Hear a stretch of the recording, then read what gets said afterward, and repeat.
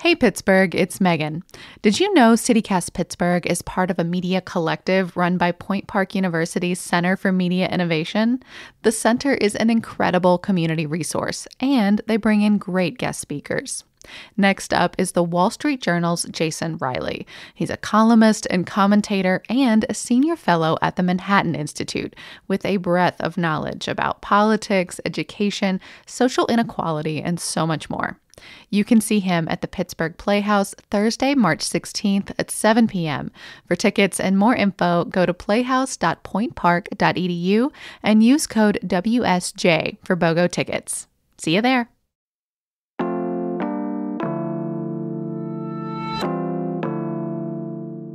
Here's what Pittsburgh is talking about.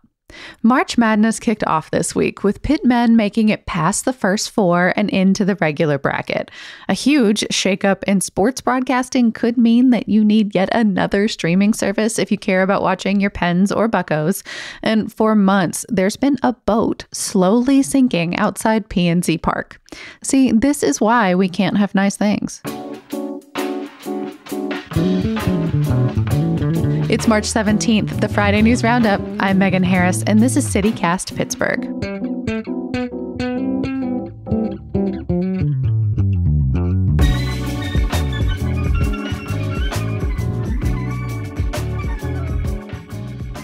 I'm with CityCast Elizabeth Kauma and the NHL writer for The Athletic, although weirdly, I did not bring you here to talk about hockey exactly. Hi, Sean Gentille. I appreciate it very much. I would rather not talk about hockey if it's at all possible. Hello, Megan. Hello, Elizabeth. How are we? Doing well. Are you doing anything for St. Patrick's Day, real St. Patrick's Day? Oh my God. I was on a work trip You over the forgot weekend. that it was St. Patrick's Day today, didn't you? I didn't forget.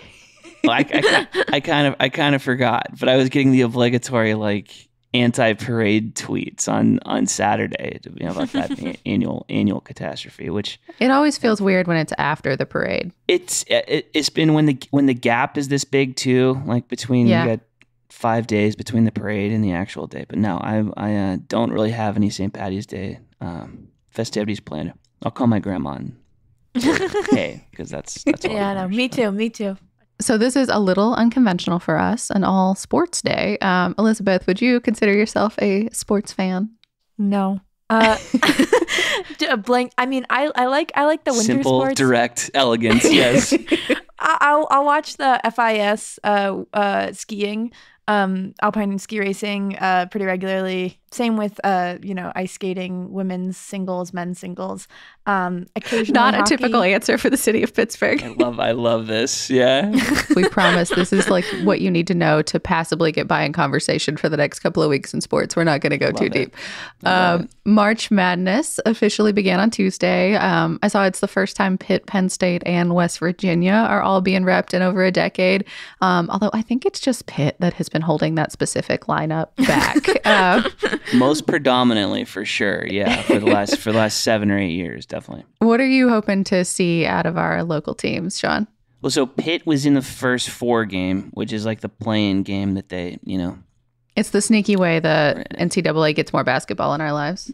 Yes, they can dominate another night of television, or 2 nights really, because you have 4 games that are spread out across 2 evenings. It's genius. The teams who play in them can pretend that they made the real tournament. So it's great move all around. I mean, nobody wants to go to the losers bracket in the NIT. No, absolutely not. So back to Pitt. Pitt won there. They're playing in Iowa State. Yep, today at 3. It's a winnable game. I think that's the important thing. But it is Pitt is the 11th seed in the 16-team bracket. They're playing against the 6th seed. But Iowa State is beatable. They're not some elite juggernaut team, and given what Pitt has shown, honestly, at certain points over the last couple months, it's a winnable game. Barack Obama picked them to win.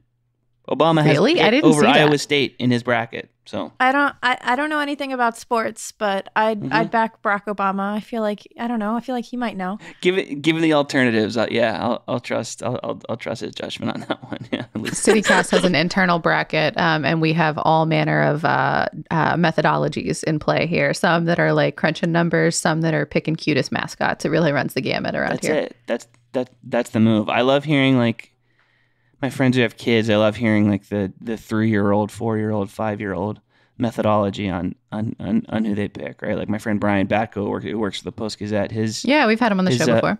Yeah. His son picked Marquette to go far because he was like, "Oh, it sounds like Cats." And I'm like, "Oh, all right, buddy." Like, yeah, that's good enough for me.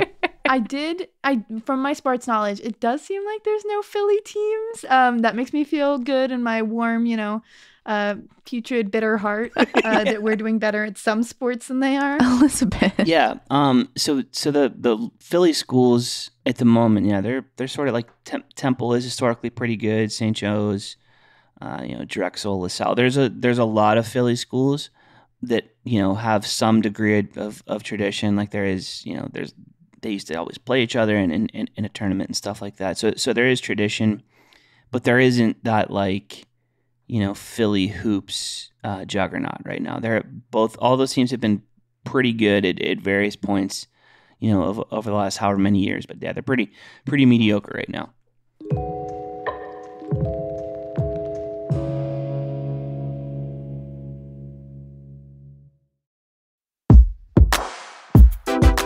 I've never been great at sewing crafts, sorry Granny, but there's a resource here in Pittsburgh that makes all things sewing so much easier for beginners like me.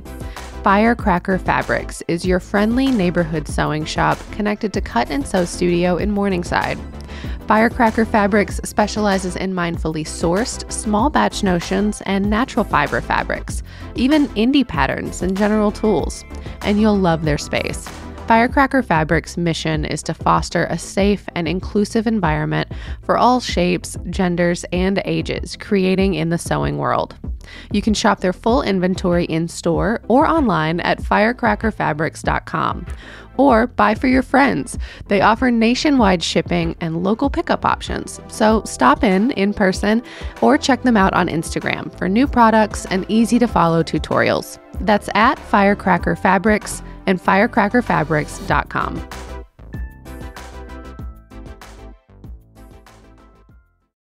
So, as we've established many times, I am not watching sports other than the Olympic Channel. But Megan, Sean, I hear that there's a shakeup in local sports television. What is going on? Yeah, it's AT&T Sportsnet Pittsburgh getting out of the regional sports game, which is how most of us watch the Pirates and the Pens.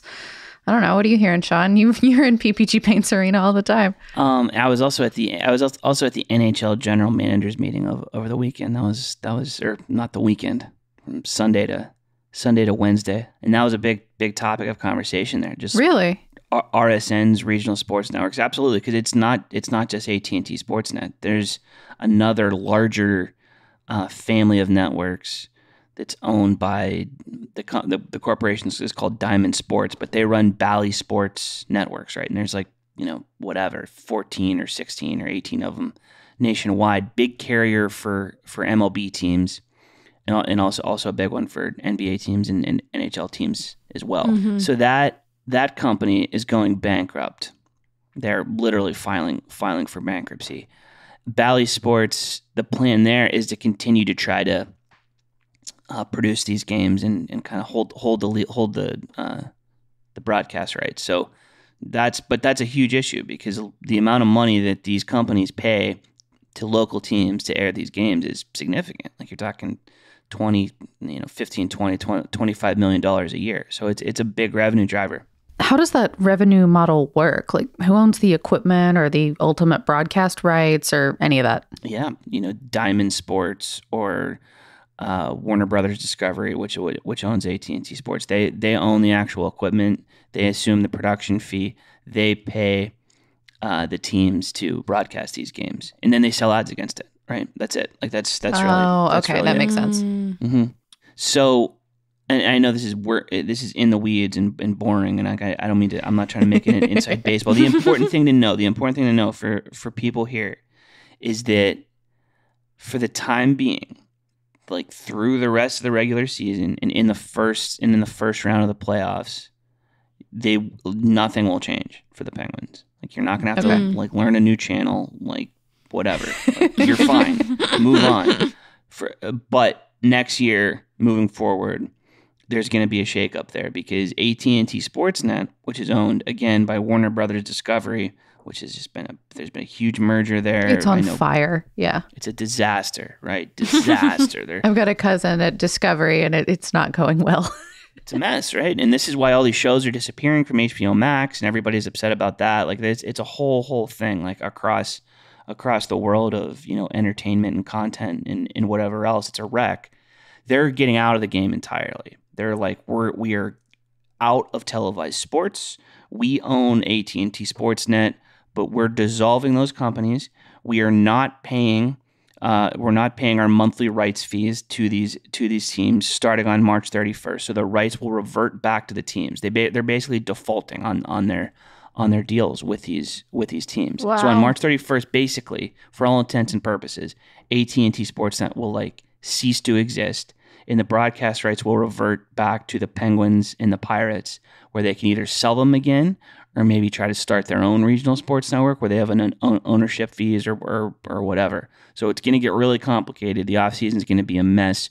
Who knows where we are, you know, for Penguins games at the start of next season. But for the time being, again, for the rest of the year, even though all this stuff is in flux, like you're still going to be able to turn on your TV to whatever channel it is and watch, you know, Steve Mears and Bob Arian and all that stuff.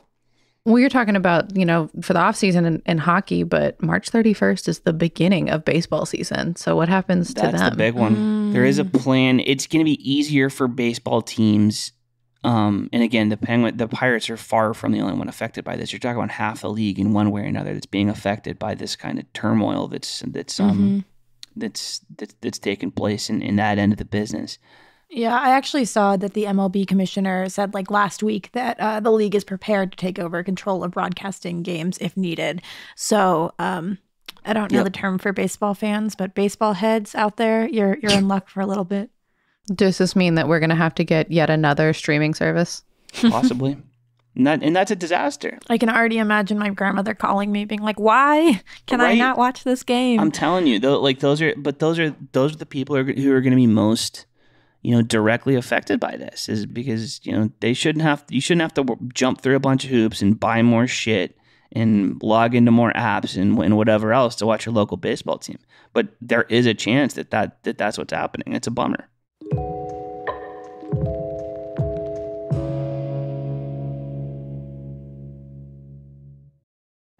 This episode is brought to you by Blizzard. Play Diablo 4 free during the open beta weekend. Only you can stand in the way of the forces of hell. Play free March 24th to 26th and pre-purchase for early access. Journey through the entire first act. Battle up to level 25 as all 5 classes. Adventure with your friends in 4-player co-op. Descend into hell early during the open beta. Pre-purchase Diablo 4 now.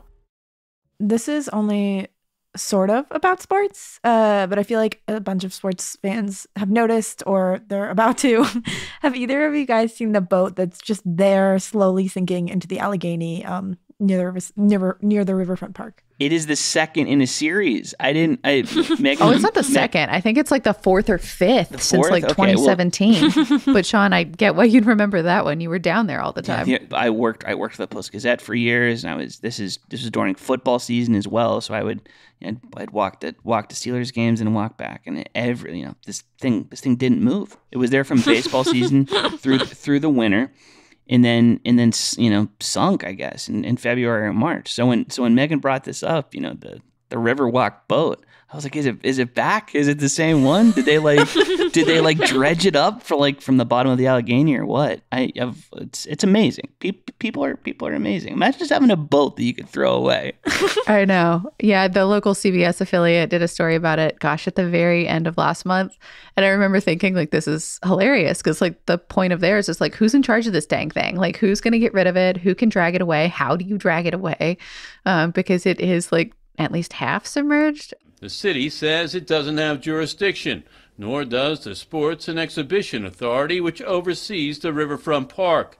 Likewise, the U.S. Army Corps of Engineers told me it's not their problem, while the U.S. Coast Guard says the matter should be handled by the state. Only the PA Fish and Boat Commission promised some action.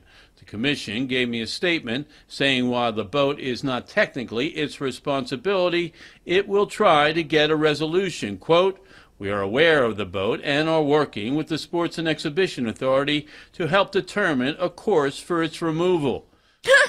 Oh my goodness. So I went down to see it, and it is as advertised. It is a half sunk boat still there, sort of between the Fort Duquesne Bridge and the Clemente Bridge, just hanging right outside PNC Park. Just chilling. Yeah, I was gonna say we see whenever we're there for opening day or whatever. It's like a nice little down there. A nice little calendar marker though. It's like, all right, we're going back to PNC for baseball, and we can check in on the tied up boat. Amazing. Yeah, I mean, it's a Pittsburgh tradition, like parking chairs. Just a random boat that's slowly sinking to its demise. Yeah, you can see someone's boots are still sitting there. There's a life preserver right beside it, which just feels like really like poetic and sad.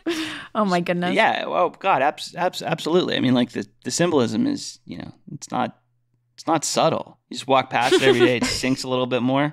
Oh, okay. The brown water just like sloshing around in it next to the goose poop. A great visualization of our governmental inefficiency. Why is this so complicated? Like, are people afraid to do something? Like, I know like jurisdictional issues are always a problem with getting stuff like that done, but it's only one boat. This isn't like doing a sweep of like abandoned, and it's right there. This isn't like doing a sweep of abandoned cars where you have to like try to contact people and whatever else. Like, it's just someone tow it, like just tow it. But like, I mean, it's crazy. But where do you tow it to? I mean, it is like kind of a reasonable question. I mean, and can I have no idea. Can you tow a sinking boat, or does it just take on more water and then you've now anchored yourself to the sinking boat? I don't know. Whatever. Yeah.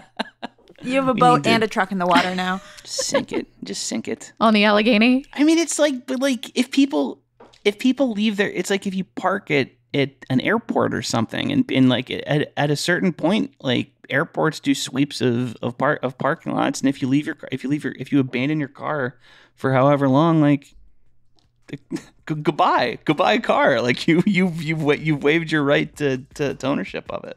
Well, Crazy. Clearly there's more homework that needs to be done. Didn't realize I was going to get mad about this today. Well, if we figure out the answer, Sean, we'll call you and let you know. You have my number. I would love to come back on and discuss whenever this pressing situation is addressed completely. Yes.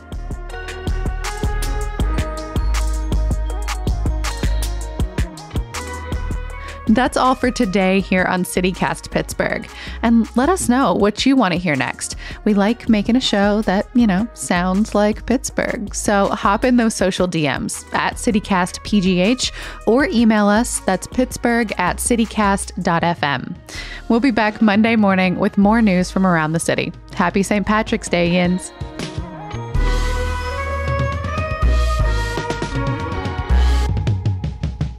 Let nature take its course. And I think that's clearly the plan.